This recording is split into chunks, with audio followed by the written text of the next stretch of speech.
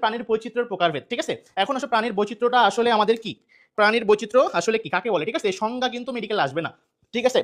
তোমরা যখন একাডেমিক পড়তেছো, একাডেমিকে কিন্তু ক নাম্বারের কোশ্চেন বা খ নাম্বারের ধরনের কোশ্চেন আসে। তো এই সংজ্ঞাটা জানার আগে তোমাকে আমি একটু যে জিনিসটা জানাবো সেটা হচ্ছে আমাদের প্রাণীর বিভিন্নতা, প্রাণীর বৈচিত্র্যের যে প্রকারভেদ, ঠিক আছে। এই প্রাণীর বৈচিত্র্যের প্রকারভেদটা হচ্ছে মনে রাখবা আমাদের হচ্ছে তিনটি, ঠিক আছে। প্রকারভেদ কয়টা? তিনটা। কি কি? আমাদের হচ্ছে জিনগত, প্রজাতিগত, আর একটা কি বলতো বাস্তুতান্ত্রিক। একটা শব্দ মনে রাখবা, আমরা একটা দারুণ একটা গেম খেলি, সেই গেমের নাম হচ্ছে আমাদের পাবজি।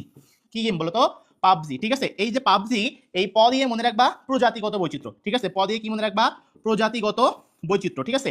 আর ব দিয়ে মনে রাখবা বাস্তুতান্ত্রিক বা ইকোসিস্টেম যেটা, ঠিক আছে, বাস্তুতান্ত্রিক। তাহলে দেখো, ব দিয়ে বাস্তুতান্ত্রিক আর জি দিয়ে মনে রাখবা জিনগত, ঠিক আছে। তিনটা শব্দ পড়ে ফেলবা। এখন আসো আমাদের এই প্রাণীর বৈচিত্র্যটা কাকে বলে, ঠিক আছে। পৃথিবীতে যে সকল প্রাণীগুলো আছে, ঠিক আছে, এদের ভিতরে দেখো কেউ স্থলচর, জলচর বা খেচর, এদের ভিতরে যে আমাদের জীব বৈচিত্র্যের পার্থক্য অর্থাৎ দেখো সেটা আমাদের কি, সেটা হচ্ছে আমাদের যে প্রজাতিগত, বাস্তুতান্ত্রিক এবং জিনগত, ঠিক আছে।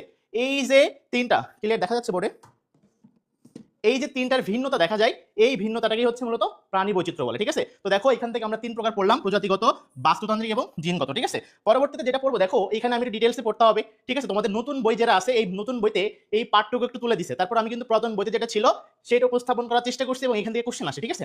বিগত সালে দেখছি ফার্স্ট বলছে দেখো জিনগত বৈচিত্র্য, এটাকে দেখো কি বলা হয়, অন্তঃপ্রজাতিক। এখন অন্ত জিনিসটা কি এটা তোমরা খুবই জানো, দেখো নিজেদের ভিতরে, এতটুকু মনে রাখবা নিজেদের ভিতর, ঠিক আছে। আর বলতেছে দেখো প্রজাতিগত বৈচিত্র্যটাকে বলা হয় আন্তঃপ্রজাতিক, ঠিক আছে, মানে আলাদা আলাদা দুইটা।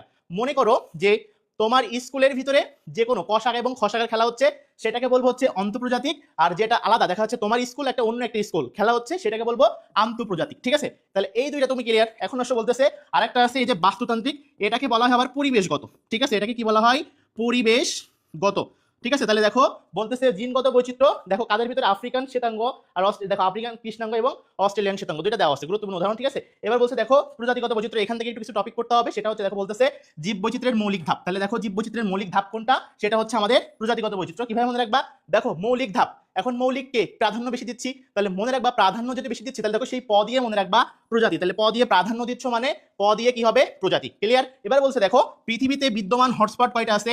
25টা, ঠিক আছে। কয়টা আছে? 25টা। এই কোশ্চেনটা কিন্তু আসে।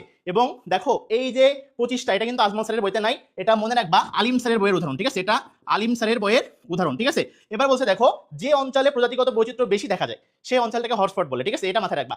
এখন বলতেছে দেখো যে বাস্তুতান্ত্রিক, এখান থেকে তো পড়লাম যেহেতু পরিবেশগত বৈচিত্র্য, ক্লিয়ার। তাহলে দেখো আমাদের প্রাণী বৈচিত্র্যের এই জায়গা থেকে মোটামুটি কোশ্চেন যদি আসে তাহলে মনে রাখবা কোশ্চেনটা আসতে পারে 25টা হটস্পট রয়েছে, ঠিক আছে, বা যে অঞ্চলে প্রজাতিগত বৈচিত্র্য বেশি দেখা যায় সেই অঞ্চলকে হটস্পট বলা হয়। সবচেয়ে ইম্পর্টেন্ট প্রশ্ন হচ্ছে এইগুলা, এবং এখান থেকে কোশ্চেন যদি আসে তাহলে এই কোশ্চেনটা আসতে পারে, ঠিক আছে।